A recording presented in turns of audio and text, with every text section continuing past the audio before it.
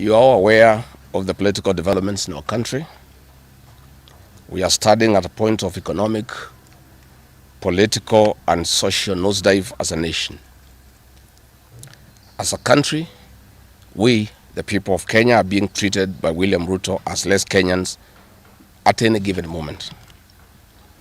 Driven by the resolve for a better Kenya and patriotism, I've had a call from the people of Kenya to speak into the matters that are of concern to them and all of us for our common good. On the 7th of July 2025, during the 35th anniversary of Sabasaba, Kenyans from all walks of life led by Gen Zs and armed and peaceful went to the streets. This is not the first demonstration that has happened in Kenya this year where lives have been lost and property destroyed.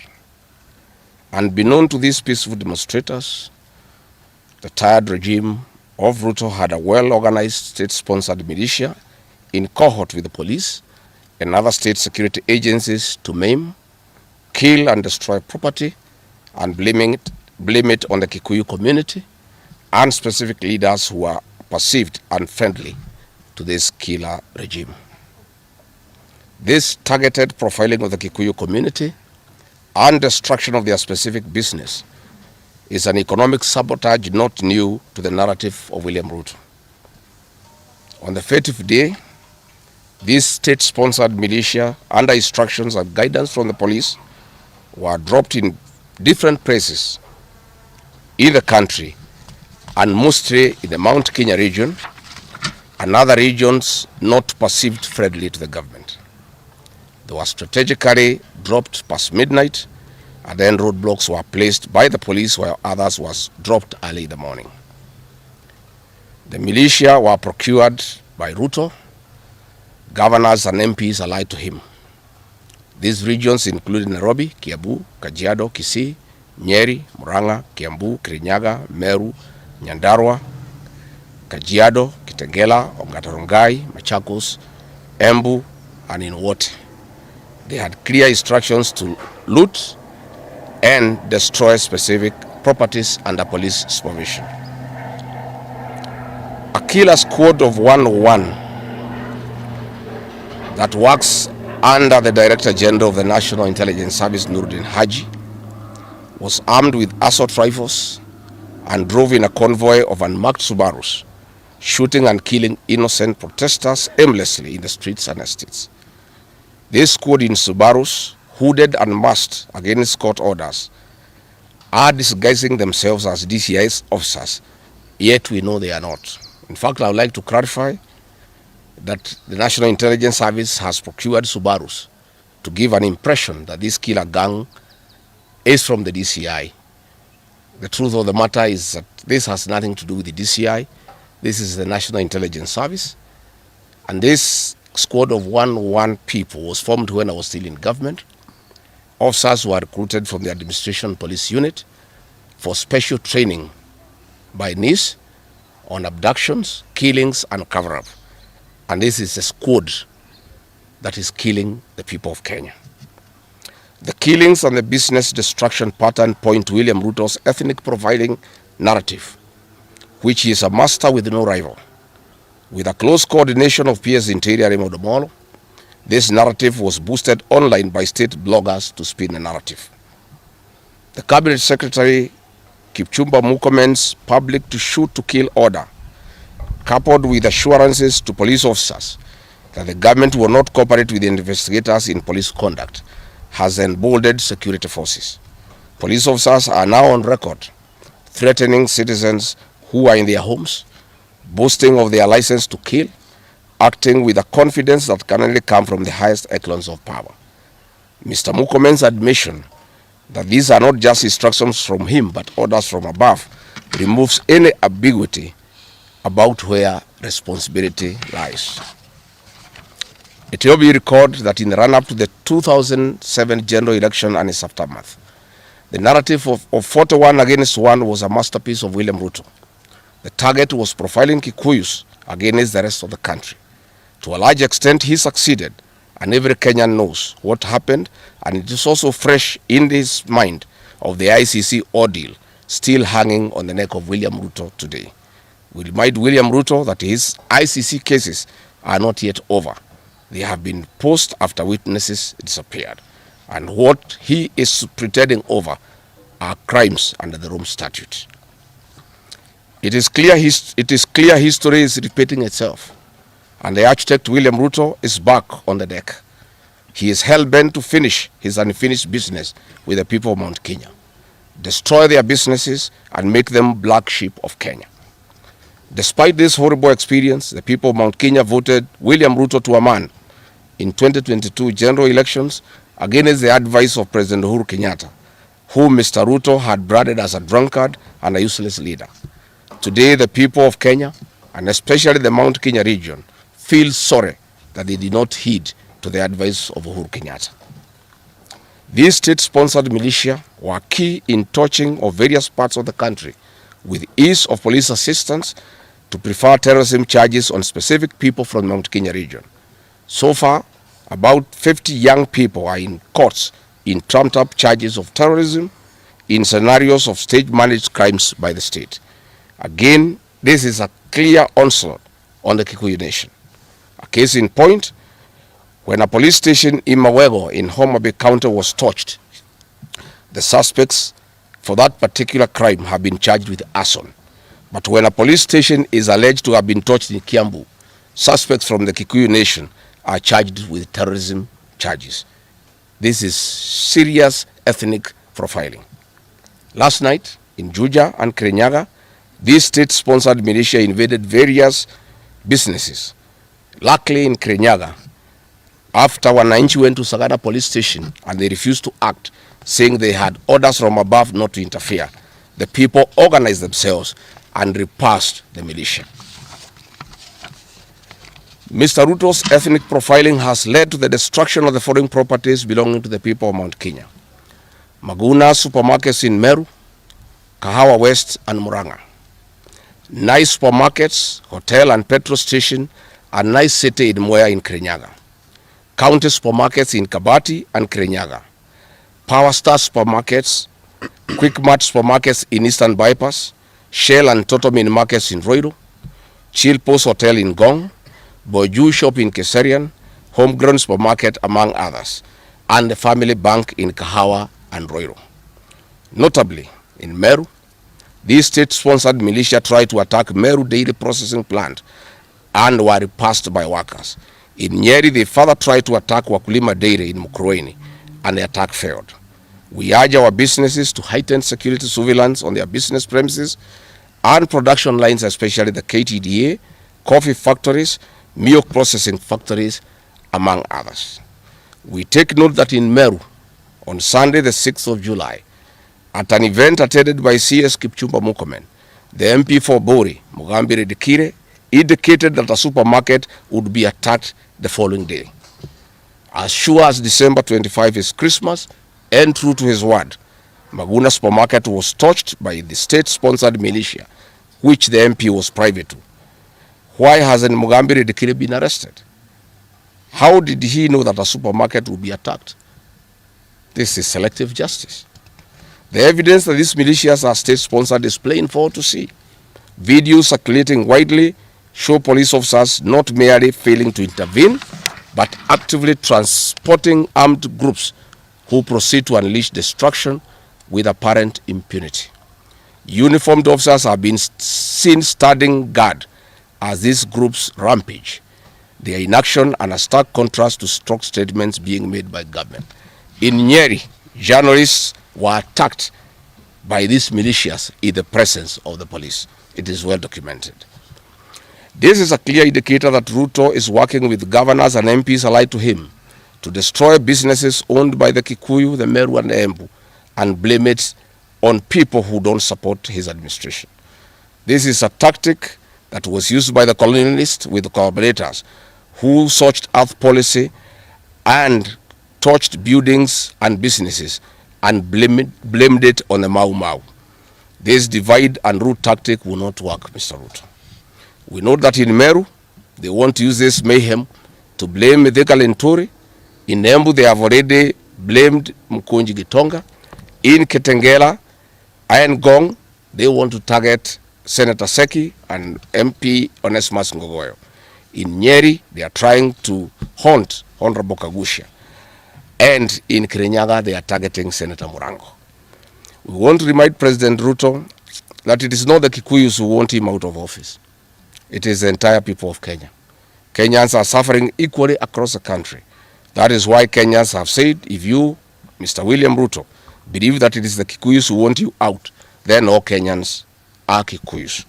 I want to thank the people of Kenya for standing out against this tribal profiling of the Kikuyu. The people of Kenya yesterday did wonderful by saying that the Kikuyus should not be profiled. This morning, I've seen Ruto quivering and wailing in uncontrollable anger. Mr. Ruto, excessive anger is not a solution. I want, with a lot of humility, to advise you to stop being angry. That will not help. You need to know what you need to do because you have not been listening to the people of Kenya. The people of Kenya are more angry than you are. They are angry because you have overtaxed them. There is wanton corruption. There is abductions and extrajudicial killings. There is ethnic profiling and other ills that bedevil your administration. If you want to be calm, please abolish the housing levy and give dignity to the payslip. I have heard you saying that you cannot give jobs to the young people. Please restore the dignity of the payslip. Restore the capacity of the middle class. The middle class will give jobs to these young people. Stop killing and profiling the young people. Listen to them.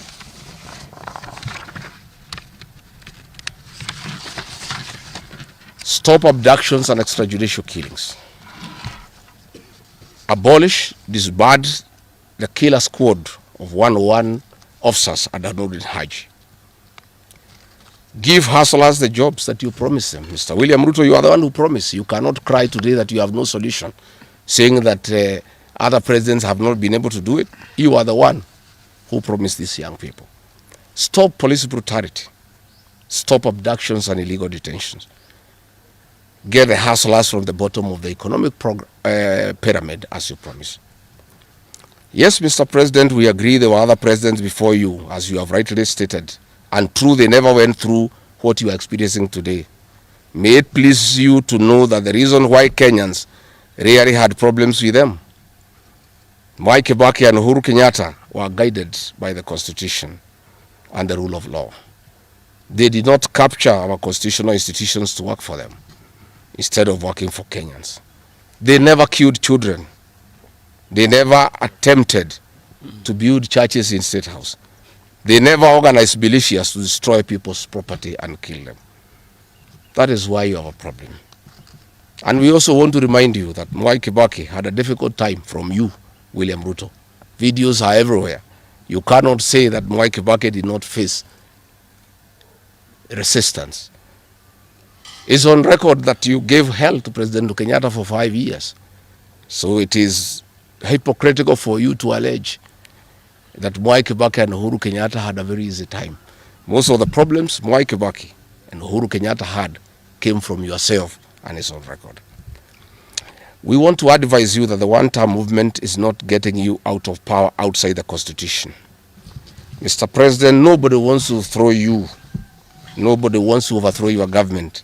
Nobody wants you out of power through unconstitutional means. Mr. President, I and the people we work with are on record. We want to remove you from State House through the ballot in 2027. This narrative you are creating that there is an attempt to overthrow your government is for you to have the opportunity to use the Terrorism Act to profile communities and to persecute leaders who are opposed to your administration. Please relax. We want you to serve your one term. Nobody wants you out of government unconstitutionally. Nobody has any plan to overthrow your administration, Mr. President. We want to face you on the ballot in August 2027. So just relax and stop crying wolf that anybody wants you out of office unconstitutionally. There is no leader here who is planning a coup and none has the capacity, and nobody is interested. The leaders in this country, and indeed 95% of the Kenyan population, want to humiliate you at the ballot. They will relish that moment. None of them would want you to go out through any other method, unless, of course, you decided to resign on your own volition. So please stop creating this narrative. This narrative is to enable you to use anti-terrorism law to persecute leaders and to persecute the Kikuyu community. If you speak out online, Mr. President, you want to use the Terrorism Act to harass people. If you dare challenge your administration, you want to use the Terrorism Act to deal with people who are opposed to your administration. My fellow Kenyans, let us not be deceived. William Ruto has stripped away even the pretense of democracy. What we are witnessing is not the rule of law, but the rule of fear. This is not the behavior of a government that serves its people. This is the machinery of outright dictatorship. Finally, I want to announce to the people of Kenya that tonight I will be traveling to the United States of America to talk to the Kenyans in diaspora and the international community about the state of the nation. I would have wanted to stay in the country at this very difficult time when our people are under siege, but I have engagements that I'm not able to postpone. I have been threatened by people close to William Ruto, who called some of my people today, that they will want to stop me from leaving the country. I have no problem. If you want to come and arrest me at the airport, as you are threatening us, you can go ahead. I don't have a problem. You cannot sell fear to us. You know, even if you sold us fear, we cannot buy. You know, and therefore, as I'm out of the country, unless I'm stopped from going, and if I'm stopped from going, I'm still okay. I'll be here because this is my country. We have made sufficient arrangements with other leaders in the united opposition to create a pool of lawyers to come in through for our young people who are being persecuted on trumped-up charges of terrorism. And I want to explain. I have heard the president saying that people have attacked police stations and the law courts. It was all stage managed by the MP for Kikuyu. How do you explain that people can walk into a police station and they are not armed and take over the police station from armed police officers? How do you go to the courts that are guarded by armed police officers and touch them? All these attacks of vital installations were stage managed by William Ruto through Kimani Ichung'wah to create the opportunity to prefer charges against people using the Anti-Terrorism Act. That is the reality. So nobody has attacked any police station. They were all stage managed by government. And what is happening is history is repeating itself. This is exactly what Moi did in the 80s against the Kikuyu community. After the abortive 1982 coup, he used sedition laws and the clandestine Kenya movement to profile the community and hauled people into court, and they'll be taken by Bernard Chunga after 5 p.m. This is history repeating itself. I want to ask our people to be calm, to be cautious, and to be strong. I want to appeal to our young people, the Gen Zs. Looking at the scenario of what is happening and what William Ruto has planned, I want to ask my children, my sons and daughters, to consider applying the next onslaught against the President William Ruto by getting IDs and registering as voters so that they can deal with William Ruto on the ballot. Because I fear for them. Anytime they go out to the streets, they are killed like chicken. I would like to preserve to us these children. We would like to live with them. We would like to see them grow. And when we look at the desperation of William Ruto and the brutal force he is using against these children and the use of state militias to attack them, I would like to plead with them to consider, to join us, we in the opposition, by registering as voters And in 2027, we'll be able to get rid of President William Ruto. William Ruto, finally, let me ask you a question. The Kikuyu nation, the Mount Kenya people, you call tribalists every day. These people you are waging war against, their businesses, are the same people who voted for you, even after what you did to them in 2007. They forgave you and considered you as a person they can elect as president. You have turned against the community. You are trying to mobilize other Kenyans to profile them and to fight them, but they have refused. These same people from Mount Kenya have the capacity to support somebody else. It must not be you. And they proved that they are not tribal by voting for you when you are Kalenjin. They can vote for a Kamba. They can vote for a Kisi. They can vote for a Luya. They can vote for a Maasai. That sense of entitlement that you are having to the Mount Kenya vote is misplaced. They voted for you, yes. You betrayed them. You turned against them. They don't have to vote for you again. Please stop persecuting them into submission. They will not submit to your brutality, to your vicious attack against them and their leaders. That I want to tell you for free today. I have listened to you talking with a lot of anger, calling them tribalists. They are not. How can they be tribalists when they voted for you and you are not one of them?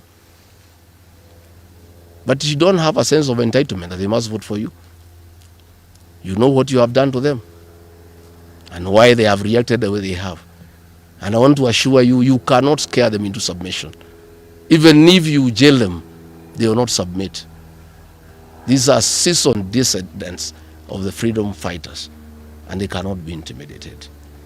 So let me encourage my leaders here as I go away to remain strong, to remain focused, and to speak for the people of Kenya.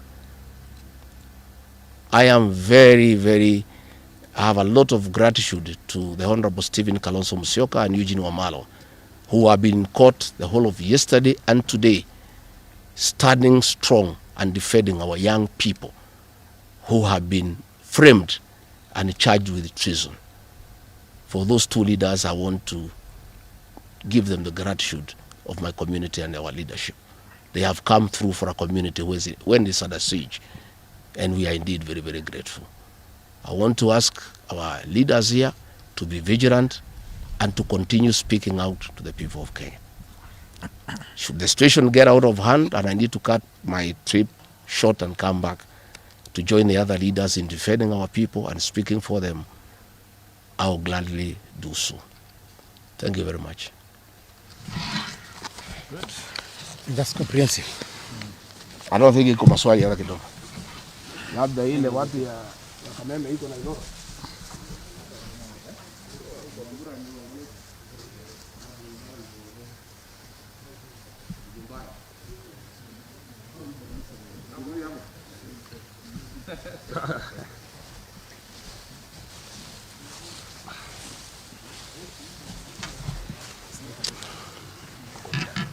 Thank you. Oh. Muko tayari wale watu ya Kifaransa? We are standing at a point of economic, political and social nosedive as a nation. As a country, we, the people of Kenya, are being treated by William Ruto as less Kenyans at any given moment.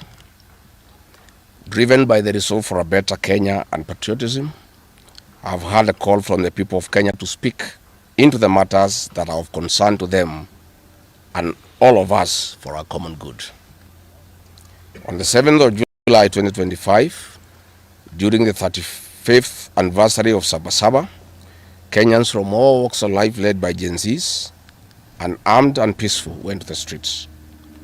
This is not the first demonstration that has happened in Kenya this year where lives have been lost and property destroyed. Unbeknown to these peaceful demonstrators, the tired regime of Ruto had a well-organized state-sponsored militia in cohort with the police and other state security agencies to maim, kill and destroy property